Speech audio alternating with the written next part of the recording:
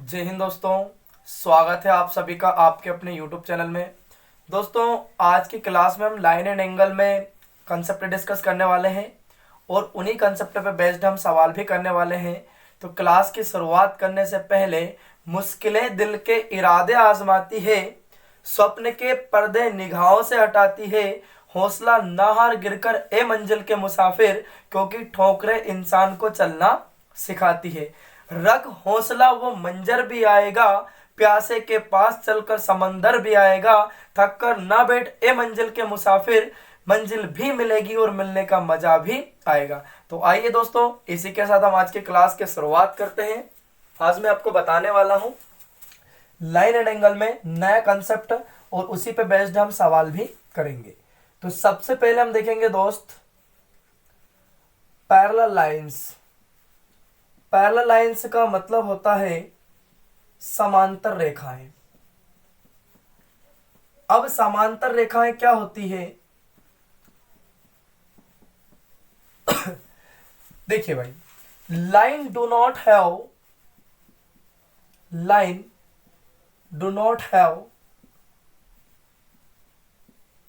Any common point.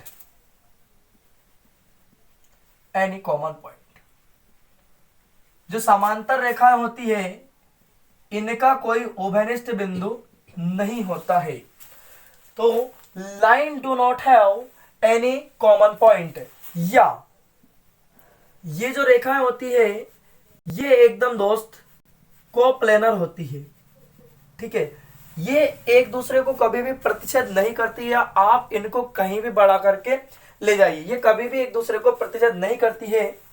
Means क्या हुआ? they do not intersect each other,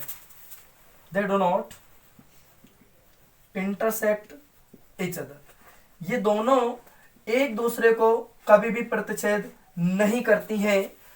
ठीक है भाई, जो पैरेलल लाइंस होती हैं उनको हम देखें, जैसे कि मैंने यहाँ पे एक लाइन बनाई, इसका नाम दे दिया हम लोगों ने ए और ये हो गया बी, और इसका नाम हम लोगों ने दे दिया इस लाइन का ये सी और ये डी।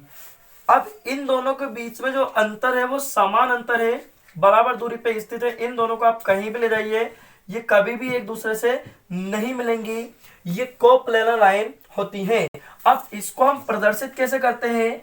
तो A B is parallel to C D, मतलब कहने का ये जो ए बी है ये इस सी डी के समांतर है। आप इस बात को इस तरीके से भी समझ सकते हैं कि जो पैरेलल लाइंस होती है समांतर रेखाएं, ये इस दुनिया का सबसे ज्यादा दुखी लव कपल है। देखो एक दूसरे को कैसे टुकुर टुकुर देख रहे हैं परंतु मिल नहीं सकते। अगर भगवान भी चाहे तो इनको नहीं मिला सकता, यही पैरेलल लाइंस होती हैं। अब देखिए, अब पैरेलल लाइंस अगर भाई प्रेम ज्यादा ही गहरा है तो कुछ ना कुछ मिलने का जुगाड़ हो ही जाएगा। तो देखिए, वो है आपका ट्रांसवर्सल लाइन, मतलब तिर्यक रेखा। समझ गए? अब यहां पे मैंने तिर्यक रेखा खींची, यहां पे हमने सबसे पहले पैरेलल लाइंस बना दी, समांतर रेखाएं, ये ए, ये बी और ये हो जाएगा आपका सी डी। ठीक है, सी ये डी, ये तो हो गई हमारी समांतर रेखाएं। अब इनको मिलाने के लिए हमें कौन सी रेखा खींचनी पड़ेगी? यहां पे तिर्यक रेखा, मतलब होता है ट्रांसवर्सल लाइन, तिर्यक रेखा। तो इनको मिलाने के लिए हमने यहाँ पे एक लाइन बनाई, ये तो इसे कहेंगे हम ट्रांसवर्सल लाइन, मतलब तिर्यक रेखा। क्या कहेंगे इसे हम? ट्रांसवर्सल लाइन मतलब तिर्यक रेखा। ठीक है, अब देखिए भाई, यहाँ पे कितने एंगल्स बन रहे हैं? ये अगर हम एंगल देखें तो इसका नाम हमने दे दिया एंगल 1, ये एंगल 1 है, तो ये क्या होगा? एंगल 2, ये एंगल 3, ये एंगल 4 और ये एंगल 5 और ये एंगल 6, ये एंगल 7 और ये एंगल क्या होगा? 8। अब इसमें हम देख रहे हैं भाई कि कौन कौन से एंगल इसमें बराबर बराबर होते हैं और कौन कौन से एंगल बराबर नहीं होते हैं। सारी चीजें हम डिस्कस करेंगे इसमें। जितने भी कंसेप्ट बनेंगे सारी चीजें डिस्कस करेंगे। तो सबसे पहले हम देखते हैं दोस्त इसमें करस्पॉन्डिंग एंगल। तो करस्पॉन्डिंग एंगल मतलब होता है संगत कोण। करस्पॉन्डिंग एंगल्स मतलब संगत कोण, करस्पॉन्डिंग एंगल संगत कोण। अब संगत कोण आपस में बराबर बराबर होते हैं, तो हम देखेंगे इसमें कि संगत कोण कौन कौन से हैं। एंगल 1 और एंगल 5। ये जो एंगल 1 है ये एंगल 5 के बराबर है। भाई मैं आपको एक बात बता देता हूं कि पूरे ज्योमेट्री में केवल और केवल एक यही थ्योरम है जिसे बिना प्रूव किए सही मान लिया गया है कि करस्पॉन्डिंग एंगल आपस में बराबर बराबर होते हैं, है ना। अगर ये दोनों एंगल बराबर नहीं होंगे तो लाइन टेढ़ी मेढ़ी हो जाएगी, पैरेलल नहीं रहेगी, इसलिए इन दोनों एंगल को बराबर होना पड़ेगा। तो करस्पॉन्डिंग एंगल आपस में बराबर बराबर होते हैं, ठीक है। तो अगर ये एंगल 1 और एंगल 5 करस्पॉन्डिंग एंगल बराबर बराबर हैं, तो एंगल 4 और एंगल 8 भी बराबर होंगे। क्यों? क्योंकि 1 और 4 का सम, ये तो स्ट्रेट लाइन है, 1 और 4 का सम 180 और 5 और 8 का सम भी 180। तो एंगल 4 बराबर एंगल 8, ये दोनों एंगल भी बराबर बराबर होंगे। एंगल 2 और एंगल 6, ये दोनों एंगल भी बराबर होंगे, इन्हें भी बराबर होना पड़ेगा। एंगल 2 बराबर एंगल 6, क्यों? क्योंकि 1 और 2 का सम भी 180 और 5 और 6 का सम भी कितना 180। भाई जब एंगल 2 और एंगल 6 बराबर है तो एंगल 3 और एंगल 7 में मतभेद क्यों? एंगल 3 और एंगल 7 को भी बराबर होना पड़ेगा। तो देखिए एंगल 3 बराबर एंगल 7, ये दोनों एंगल भी बराबर बराबर होंगे। तो संगत कोण आपस में बराबर बराबर होते हैं। अब हम देखेंगे यहाँ पे अल्टरनेट एंगल। अल्टरनेट एंगल का मतलब होता है एकांतर कोण। अल्टरनेट एंगल, अल्टरनेट एंगल, इसका मतलब है दोस्त एकांतर कोण। अब आप देख पा रहे हो कि हमने अभी लिखा है यहाँ पे कि ये एंगल 1 और एंगल 5 दोनों एंगल बराबर बराबर है, करस्पॉन्डिंग एंगल। तो आप दोस्त यहाँ पे देख पा रहे हो कि एंगल 1 और एंगल 3 ये दोनों वर्टिकली अपोजिट एंगल है। और मैंने आपको पिछली क्लास में बताया था कि वर्टिकली अपोजिट एंगल हमेशा बराबर बराबर होते हैं। तो क्या मैं इस एंगल 1 को एंगल 3 नहीं लिख सकता? तो मैंने इस एंगल 1 को क्या लिख दिया? एंगल 3। मतलब कहने का ये एंगल 3 और एंगल 5 कैसे एंगल है? हमारे अल्टरनेट एंगल। और अल्टरनेट एंगल आपस में बराबर बराबर होते हैं, एकांतर कोण। अब आप लोग देख पा रहे हो कि एंगल 4 और एंगल 2 मतलब कहने का एंगल 6 और एंगल 4 ये दोनों भी अल्टरनेट एंगल होंगे। क्यों? क्योंकि आप देख पा रहे हो भाई यहाँ पे कि एंगल 2 है जो एंगल 6 के बराबर है। तो आप इस बात को अच्छी तरह जानते हो कि एंगल 2 और एंगल 4 दोनों वर्टिकली अपोजिट एंगल है और वर्टिकली अपोजिट एंगल आपस में बराबर बराबर होते हैं। तो क्या मैं एंगल 2 को एंगल 4 नहीं लिख सकता? तो मैंने इस एंगल 2 को क्या लिखा? एंगल 4। तो आप देख पा रहे हो कि एंगल 4 और एंगल 6 ये दोनों भी अल्टरनेट एंगल हैं और दोनों एंगल क्या होंगे? बराबर होंगे। बात समझ में आ गई सभी को? अब हम देखेंगे दोस्तों इसमें इंटीरियर एंगल। इंटीरियर एंगल मतलब आंतरिक कोण। आंतरिक कोण हम देखेंगे इसमें। तो भाई किसी भी समांतर रेखा के दो आंतरिक कोणों का योग 180 डिग्री होता है, 180 डिग्री होता है। तो दो आंतरिक कोण कौन कौन से आपके पास में? एक तो एंगल 4 प्लस एंगल 5। तो angle 4 plus angle 5 is equal to 180 degree. और एक कौन सा आपके पास में? एंगल 3 और एक एंगल 6। तो एंगल 3 प्लस एंगल 6 बराबर भी 180 डिग्री। अब दोस्त ये हुआ कैसे? इस बात को ध्यान से समझिएगा कि ये आया कहां से। तो आप इस बात को देख पा रहे हो कि एंगल 1 और एंगल 4 दोनों ये एक स्ट्रेट लाइन है, दोनों का सम कितना? 180। तो एंगल 1 प्लस एंगल 4 बराबर 180। तो आप इस बात को अच्छी तरह जानते हैं कि एंगल 1 बराबर एंगल 5 दोनों एंगल बराबर बराबर है, करस्पॉन्डिंग एंगल आपस में बराबर होते हैं। तो क्या मैं इस एंगल को एंगल 5 नहीं लिख सकता? तो angle 5 plus angle 4 is equal to 180 degree. क्या इतनी बात सभी को समझ में आती है?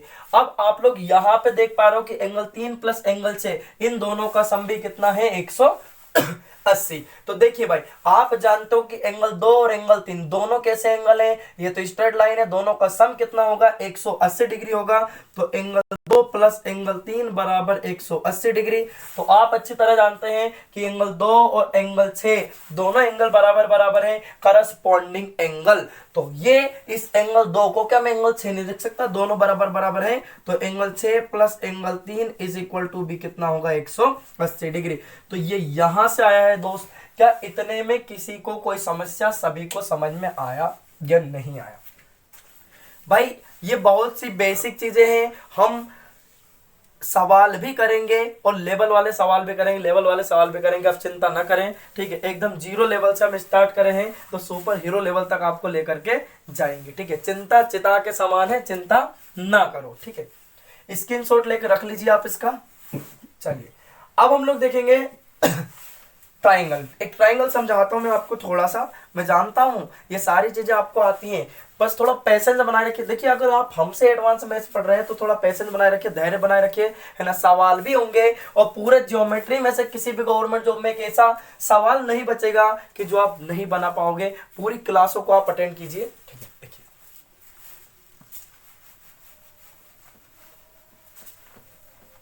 अब हम लोग देखेंगे एक ट्राइंगल।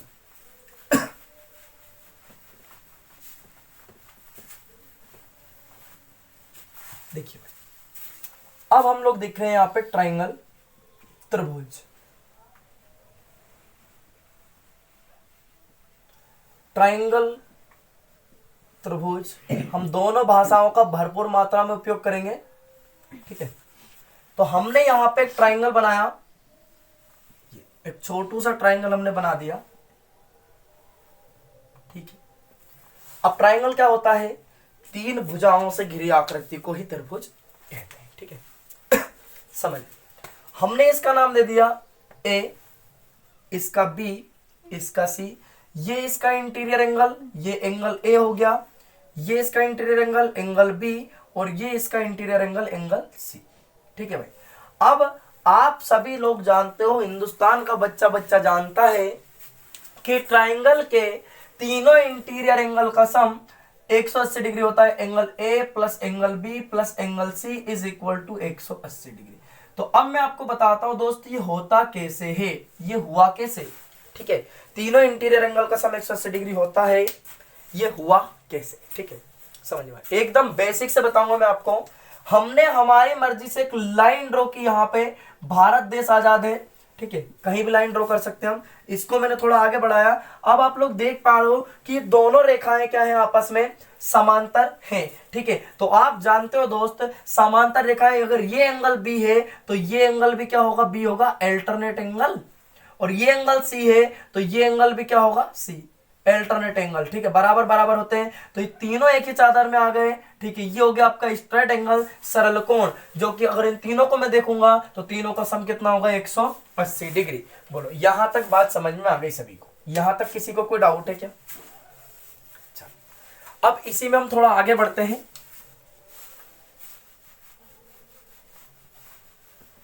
यहां पे मैंने फिर से एक ट्राइंगल ड्रॉ करेंगे,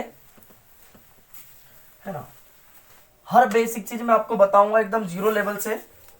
यहां हमने फिर से एक ट्राइंगल ड्रॉ किया, देखिए भाई, ये हमने एक ट्राइंगल ड्रॉ कर दिया। ये तो हो गया आपका ए वर्टेक्स, ये बी, और ये क्या हो गया, सी। तो अगर मैं इसको थोड़ा आगे बढ़ाऊं, ये मैंने थोड़ा इसको आगे बढ़ा दिया, इसको हमने थोड़ा खींच के इधर आगे बढ़ा दिया, ठीक है। इसको हमने थोड़ा खींच के इधर आगे बढ़ा दिया, ये इस तरह से कुछ। ये हो गया इसका बाह्य कोण, एक्सटीरियर एंगल, और ये क्या होगा, इसका बाह्य कोण।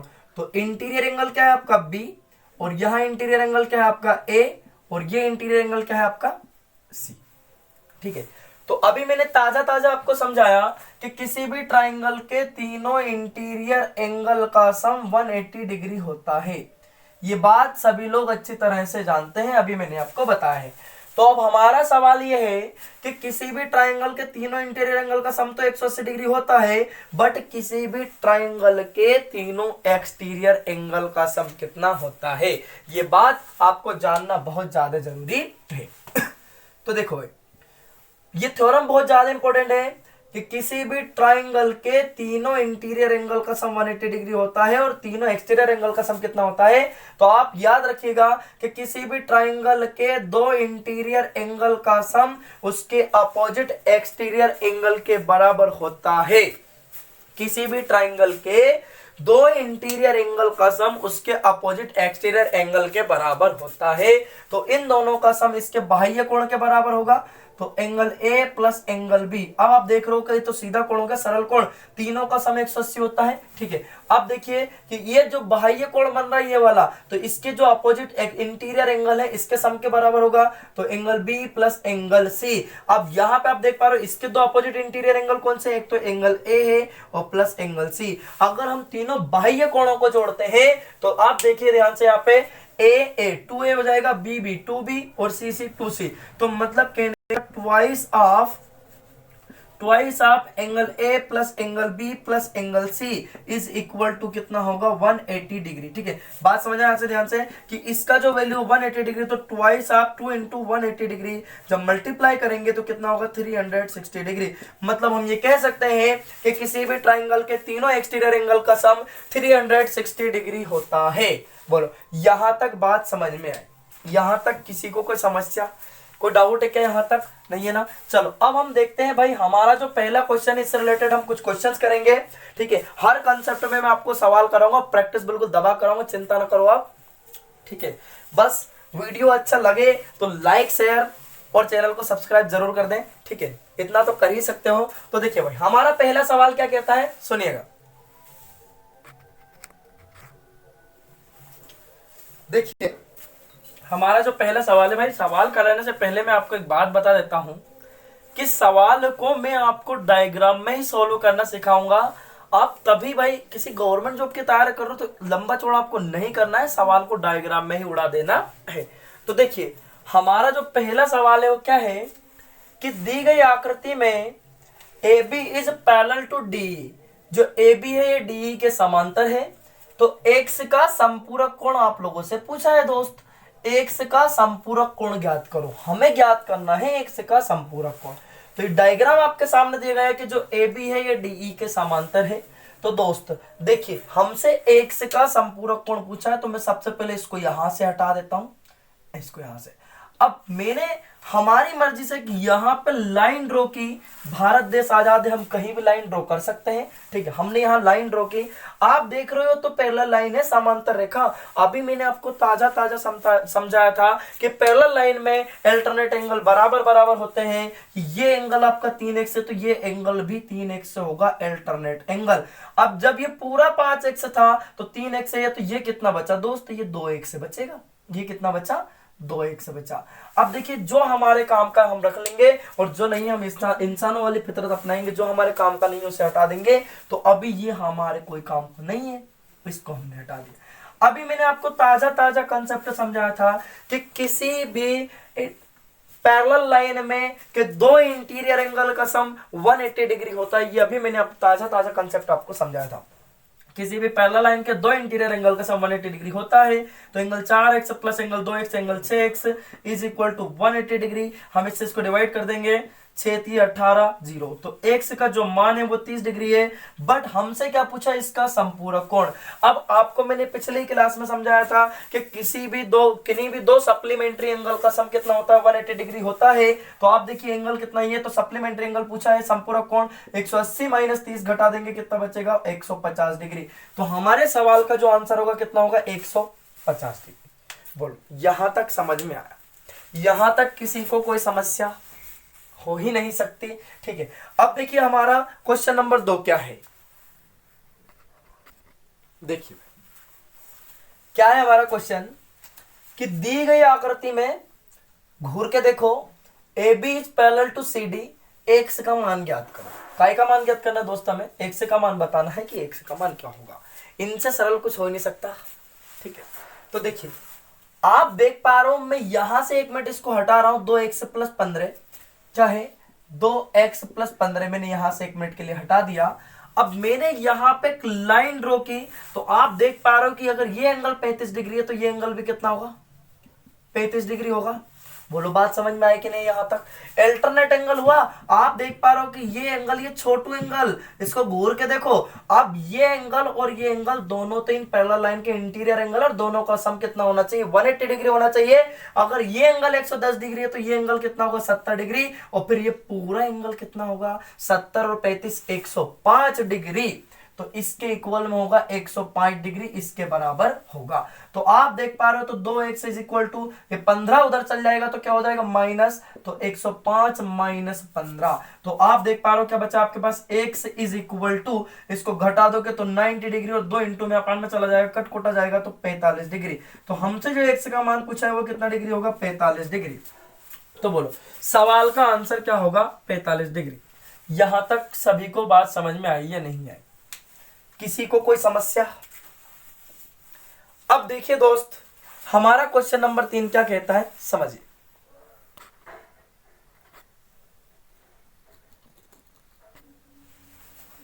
देखिए क्वेश्चन क्या है कि दी गई आकृति में PQ is parallel to ST, angle PQR is equal to 110 degree और angle RST is equal to 130 degree. तो आपसे पूछा angle QRS equal to what, तो जो एंगल होता है हमेशा बीच में बनता है, एंगल R का वैल्यू आप लोगों से पूछा है दोस्त।